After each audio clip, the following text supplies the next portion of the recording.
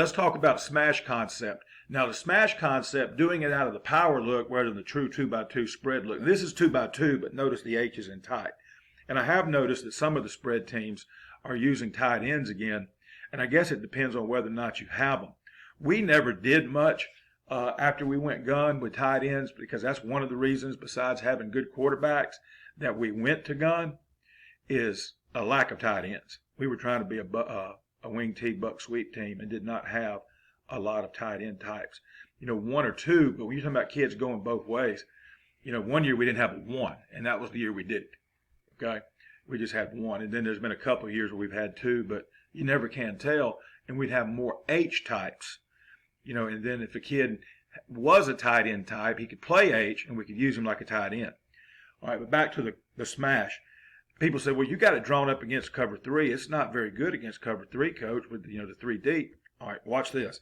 When you do it with a tight end or a tight H, all right, and he runs the corner at 22, okay? It means he's breaking to a point on the sideline 22 yards down the field.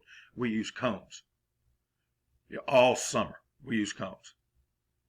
And just train them. And we got a lot of routes that go at 22. In the next episode, I'm going to show you some other routes that break at 22. 22 is our magic number. Now, I don't nut up over it if they don't go exactly 22. If they're somewhere between 20 and 25, we're good. But I just go with 22. Matter of fact, when I put the cones out, I put them at 22 and a half. All right. The Y is running the idle route. The ticks of the sideline over here on the right, the Y is running that. And now that creates separation. I got away from running the curl or the hitch underneath, okay, because the dog could widen and undercut that, cover it, okay. And also, if you ran it any deeper than 5 yards, a corner could play both. He's playing at about 15 yards. Now you got to make a perfect throw over his head, okay. So if they're running true cover three, the corner is going to be covered, right? Because the corner is going to break back and cover the corner route. Now I want y'all, and I'll give you a year to find him, but you got to find him in your program or your league, okay?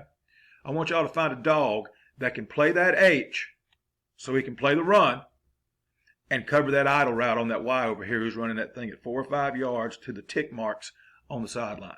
All right, I'm waiting, okay? Y'all got my contact information. When y'all find a dog that can do that, y'all come holler at your boy.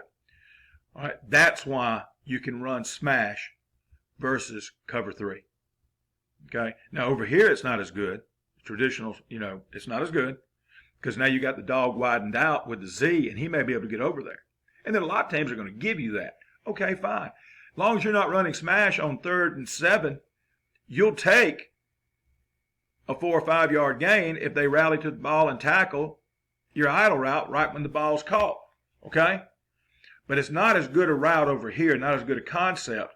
But when you run it with a tight end or a tight H, folks, that's tough sledding. You say, well, okay, they widen him out. Well, they widen him out. He's buck bait now. He's begging to be kicked by this guard. Remember, this is my buck formation. Okay, this is the buck formation. So he can't play too wide. And if he plays too wide, if he comes out here and they try to play a straight cover three, dude, just right here, hit the H on a seam. And all you got to do is flash fade. You can make that to an RPO or just call it. You don't have to do an RPO. Just call buck and have a signal.